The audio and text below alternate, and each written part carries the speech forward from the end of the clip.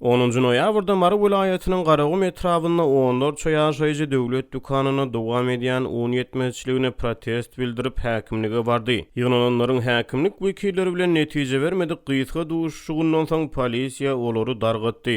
Bu barada Azatlyk radiosynyň habarçysy habar berýär. Öz akymlaryň dören protest aksiýasy döwlet dukanyna paýok ununyň paýlanan güni ýüze çykdy. Sebäbi Azatlyk radiosynyň habarçysy bilen gurrundaş bolan ençeme yerli ýaşaýjynyň sözlerine görä, etrapdaky bir döwlet dukanyna paýlanan paýok uny onuň nowatyna garaşýan adamlaryň hemmesine ýetmedi. Döwlet dukanyna 50 halta un geldi. Ulu nowat döredi. Ýöne un ýygnalanlaryň hemmesine ýetmedi diýip habarçy habar berdi. Onuň maglumatlaryna görä paýlanan un maý aýynyň paýogy. Nowaty ýygnalanlaryň anyk sany mänimläl. Ýöne olaryň hataryna 100 töwereg adam un ýetmezçiligine protest bildirmek üçin etrap häkimligine tarap ýörediler. Emma häkimlige 30 töwereg adam bardy. Galanlar ýolda galdy diýip habarçy aýtdy. Türkmenistanda tas 3 ýyl bäri ykdysady kynçylyklar dowam edýär. Ýurdun durly künjeklerini döwlet dukanlary hälisini azyk harytlarynyň üpjünçiligi bilen bagly problemalary başdan geçirýärler. Azatlyk radiosynyň habarçylary hususy sewdada esasy ýymit önümleriniň bahasynyň döwlet dukanlary bilen deňeşdirilerine juda gymmatlygyny habar berýärler. Garagumyň etrap häkimliginiň öňüne ýygnanan adamlar döwlet dukanlaryna dowam edýän un ýetmezçiligine nägilelik bildirdiler. Hemde bu mesele çözgüt talap etdiler. Ýöne häkimligiň protestçiler bilen duşuşan işgäri Azatlyk radiosynyň habarçysynyň sözlerine görä soňky gallar ondan soň daýhanlara buğday berilendigini aýdyp ýygnalanlara garşylyk bildirdi.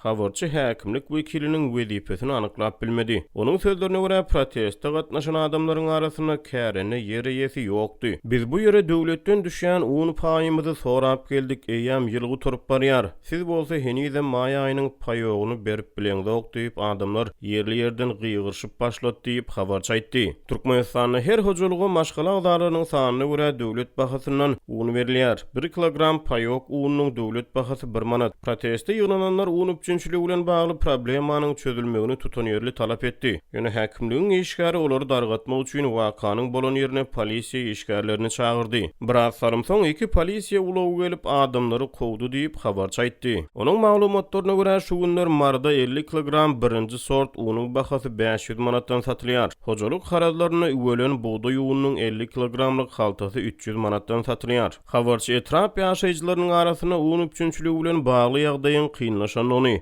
birekden un kar sorayan adamlaryň köpelýändigini habar berdi. Bu aralykda döwlet dukanlaryny azyk harytlarynyň üpjünçiligi bilen bagly problemalar vilayet paýtagtyna da ýüze çykýar. Şeker, towuk buğday, ösümlik ýagy we ýumurtly ýaly önümler arzan bahadan satyn almak üçin adamlar ýer bilen döwlet dukanlarynyň öňünde nowat durýar. Dören nowatlarda wagtal adamlaryň arasyna dawa jenjel ýüze çykýar. 5-nji noýabrda Azatlyk radiosynyň habarçysy Mara şäherine bir döwlet dukanynyň öňünde çörek satyn almak üçin 80 olaý adamyň nowat bellendigini we daň bilen sagat 5:30 töwereklerini adamlaryň arasyna dawa jenjeliň ýüze çykanlygyny habar berdi. Çörek adam başyna birden çäkli mösberde satyldy. Onuň maglumatlaryna görä pensiýe güni ýer bilen çöregiň nowatyna garaşýan adamlar bilen beýnowat öň hatarlary eýelemäge synanşan adamlaryň arasyna ýakalaşyk boldy. Olar uruşup başladylar, soňra polisiýa ulagy gelip 4 adamy tutsak etdi diýip habarçy aýtdy. Bu wakanyň ýygyany habarçynyň maglumatyna görä nowata garaşýan aýarlaryň arasyna dawa